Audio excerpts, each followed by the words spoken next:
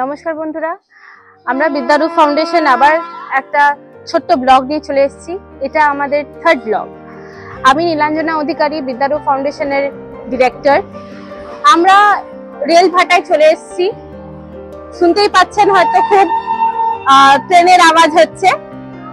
এই এলাকাটা হচ্ছে উত্তরপাড়া রেল ভাটা নামে প্রতিষ্ঠিত। এবার আমরা এখানে কিছু মানুষজনের কাছ থেকে ওদের কিছু প্রবলেমস এর ব্যাপারে জেনে নেব। কিছু মহিলারা আছে যারা আমাদের সাথে কথা বলবেন, ওদের প্রবলেমস আমাদের সাথে শেয়ার করবেন। তো আসুন আপনারাও আমাদের সাথে থাকুন, চলুন শুনে নেওয়া যাক ওদের প্রবলেমস এর কথা। চলুন।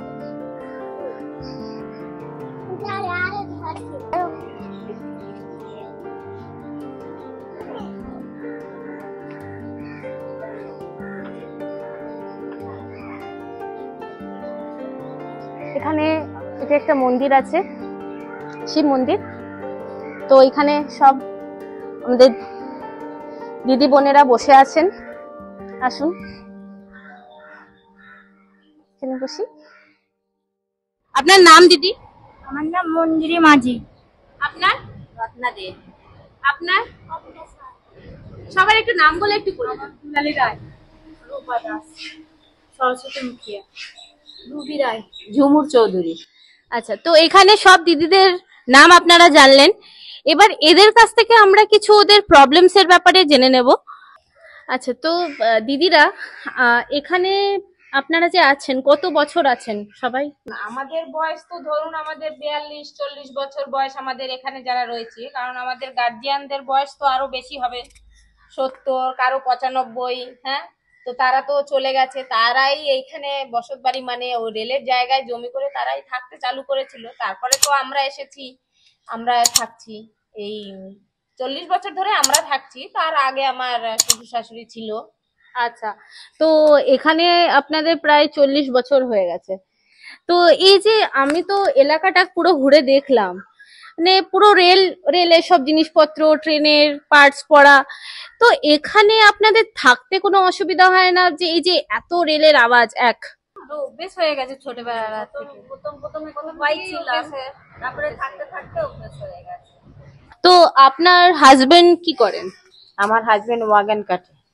আর আচ্ছা। ওখানে যে আপনি পুরোনো রেলগাড়িগুলো, ট্রেনে টুকরোগুলো পড়ে থাকতে দেখেছেন, ওইগুলো কাটে। আচ্ছা, তো আপনার হাজবেন্ডের যত কামান, তো আপনাদের মানে এমনি সেই টাকায় হয়ে যায়? হয়ে যায়। দেখুন, আমরা সাধারণ ফ্যামিলি, আমরা পারবো না 45 টাকা করে দোকান থেকে চাল কিনে এনে একটা ফ্যামিলিতে, যেমন আমরা 4 জন আছি একটা ফ্যামিলিতে, তো আমরা চাল রান্না করতে গেলে একদিনের 1 কিলো 200 গ্রাম চাল একদিনের লাগে।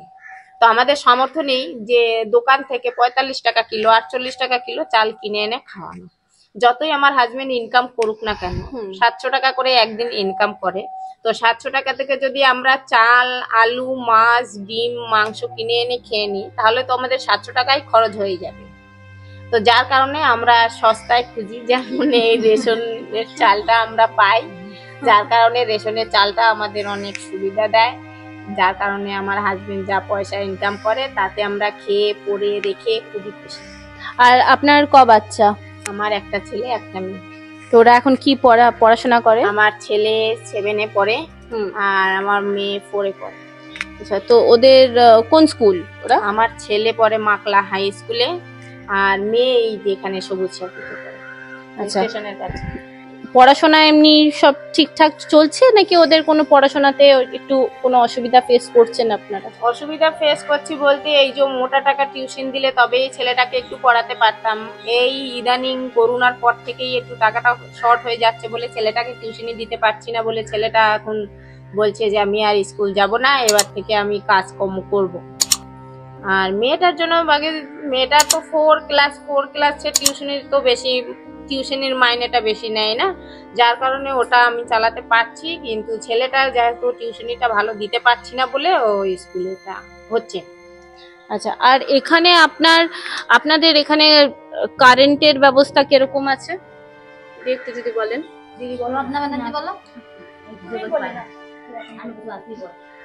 সব এই কারেন্টের ব্যবস্থা বলতে আমাদের এখান থেকে আমাদের একজনের নামে একটা মিটার লাগানো আছে।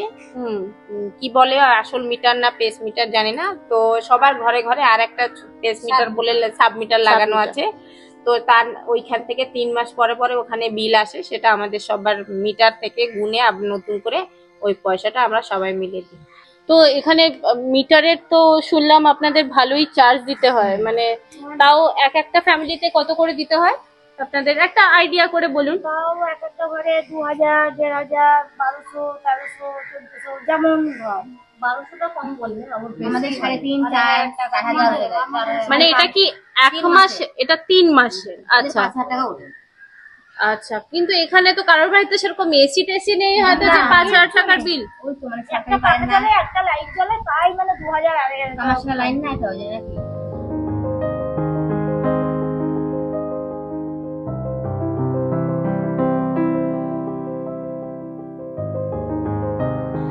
হ্যালো ফ্রেন্ডস, আমরা মন্দির থেকে শিফট হয়ে চলে এসেছি খালপাড়ে।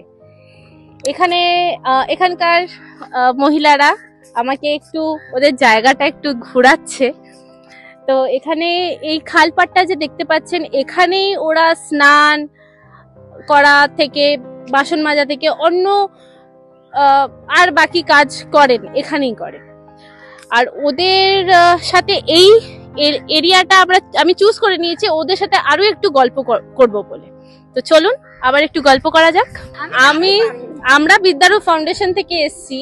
আমরা কাজ করে থাকি মানে এই বাচ্চাদের বা আপনাদের বা বড়দের ছেলেদের আমরা জামা কাপড় দিই, খাদ্যদান করি।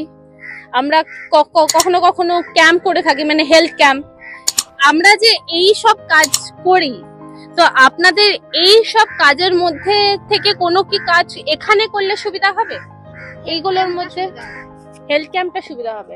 তো আপনারা যে হেলথ ক্যাম্প বললেন এখানে সুবিধা হবে, এখানে হেলথ ক্যাম্প কেন করার জন্য বলছেন, মানে এখানে অসুবিধাটা কি? এখানের অসুবিধা হলো এই জলটা সব সময় একরকম ভাবে থাকে না, যার কারণে আমাকে দেখুন আমার এখানে এই জিনিসটা হয়েছে। আমাদের আরো ছোট ছোট বাচ্চা কাচ্চা আছে, তারাও চান করলে তাদেরও নানান রকম প্রবলেম হয়। কেউ হয়তো মনে করুন বাচ্চাগুলো চান মানে এই জলে চান করতে করতে এক ঢোক জল তাকে খেয়েই নিল, তাদের শরীর খারাপ হয়, যেমন পায়খানা, বমি এই সমস্ত হয়। তো আমার মেয়েদেরও তো হয়েছিল, ঘা হয়েছিল। হ্যাঁ, এখন আর 3টে বাচ্চা আছে, 3টে বাচ্চার পুরো শরীরময় ঢোকা ঢোকা ঢোকা জলটা তো ঢোকা দেখছি নর্দমার জল, এই জল সেই জল সব কালো দেখা যায় তো। আর মাঝে মাঝে জলটা এমন আসে মানে ড্রেনের জলের থেকেও বিচ্ছিরি জল, সেই জলেই চান করা, সেই জলেই কাঁচা সব করতে হয় আমার।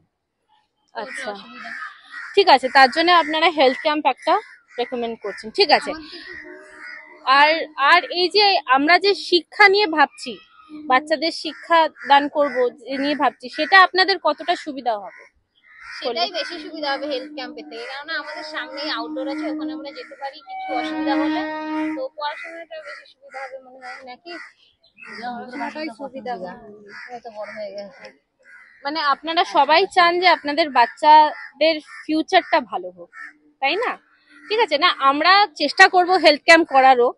আমরা যেহেতু এই সব করে থাকি, মানে আমরা ড্রেস ডোনেশনও করি, খাদ্যদানও করি, আবার কিছু কখনো কখনো বাচ্চাদের একটু টেমস খেলাইও, তো সব দিক দিয়ে আমরা কাজ করি।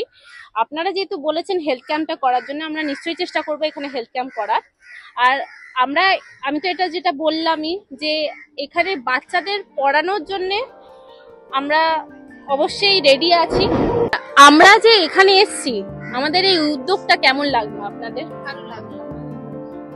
আচ্ছা, আমরা আরো আসি, আপনারা কি চান সেটা? হ্যাঁ চাই, নিশ্চয়ই। তো আজকের মতো এই অবধি। নমস্কার। বিদ্যারূপ ফাউন্ডেশন ভালোবাসার টানে মানুষের পাশে।